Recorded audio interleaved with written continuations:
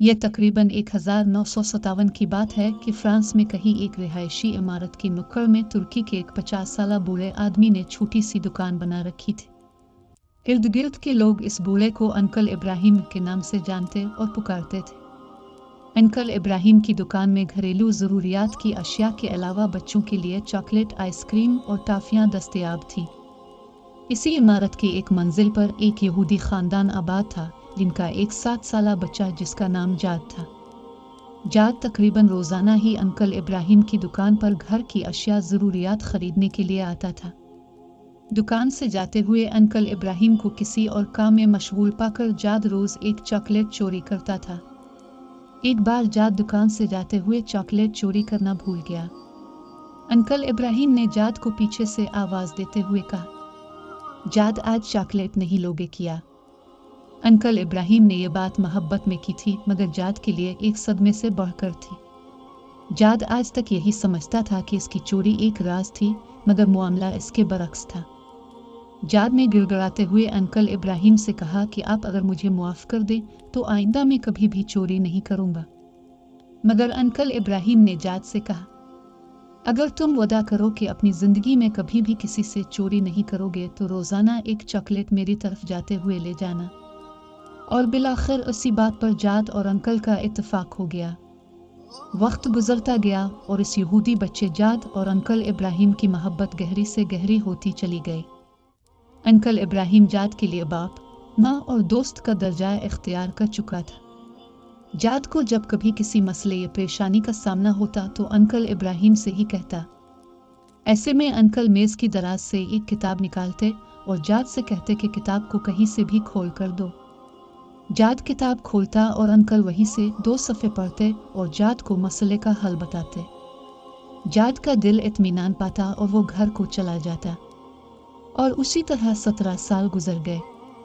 17 साल के बाद जब जाद 24 साल का एक नौजवान बना तो अंकल इब्राहिम 70 साल के हो चुके थे और कुछ दिन बाद अंकल इब्राहिम वफात पा गए।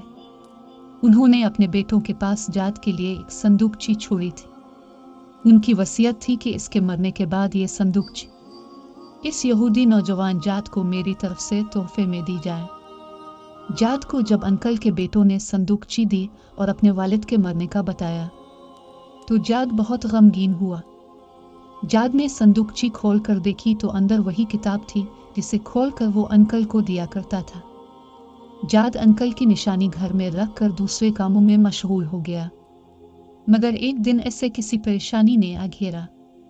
जाद ने दिल में बोला, काश आज अंकल होते तो वो इसे किताब खोलकर 2 सफ़े पढ़ते और मसले का हल सामने आ जाता। जाद के जहन में अंकल का ख्याल आया और उसके आंसू निकल आए। इसने सोचा, आज मैं खुद कोशिश करता। किताब खोलते हुए वो अपने आप से मुखातिब हुआ, लेकिन किताब की ज़बान और लिखाई इसकी समझ से बालातर थी। वो किताब उठाकर अपने अरबी दोस्त के पास गया और इससे कहा कि मुझे इसमें से 2 सफ़े पढ़कर सुनाओ और उसका मतलब पूछा और अपने मसले का अपने आप हल निकाला। वापस जाने से पहले इसने अपने दोस्त से पूछा, ये कैसी किताब है? दोस्त ने कहा, ये हम मुसलमानों की किताब कुरान है। जाद ने पूछा, मुसलमान कैसे बनते हैं? दोस्त ने कहा, कलिमा शहादत पढ़ते हैं और फिर शरीयत पर अमल करते हैं। यह सुनकर जाद ने कलिमा शहादत पढ़ा और मुसलमान हो गया और अपने लिए जाद लिल्लाह अल कुरानी का नाम पसंद किया। ये नाम उसकी कुरान से वालिहाना मोहब्बत का खुला सबूत था। जाद लिल्लाह ने कुरान की तालीम हासिल की और दीन को समझा और उसकी तबलीग शुरू की। यूरोप में इसके हाथ पर 6000 से ज़्यादा लोगों ने इस्लाम कबूल किया।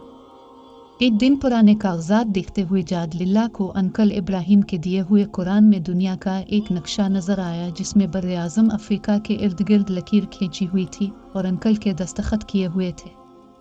साथ में अंकल के हाथ से ही ये आयत करीमा लिखी हुई थी, चलो अपने रब के रास्ते की तरफ दावत दो हिकमत और उम्दा नसीहत के साथ। जाद लिल्लाह को ऐसा लगा जैसे ये अंकल की इसके लिए वसीयत हो और उसी वक्त जाद लिल्लाह ने इस वसीयत पर अमल करने की ठानी और साथ ही जाद लिल्लाह ने यूरोप को खैरबाद कहकर कीनिया, सूडान, युगंडा और उसके आसपास के ममालिक को अपना मस्कन बनाया। दावत हक के लिए हर मुश्किल रास्ते पर चलने से न हिचकिचाया और अल्लाह ताला ने इसके हाथों से 70 लाख इंसानों को दीन इस्लाम की रोशनी से नवाजा। जाद अल्लाह ने अफ्रीका के कठिन माहौल में अपनी ज़िंदगी के 30 साल गुजार दिए। सन 2003 में अफ्रीका में पाई जाने वाली बीमारियों में 54 साल की उम्र में अपने खालिक हकीकी को जा मिले। जाद अल्लाह की मेहनत के समरात उनकी वफ़ात के बाद भी जारी रहे। वफ़ात के ठीक 2 साल बाद उनकी मां ने 70 साल की उम्र में इस्लाम कबूल किया।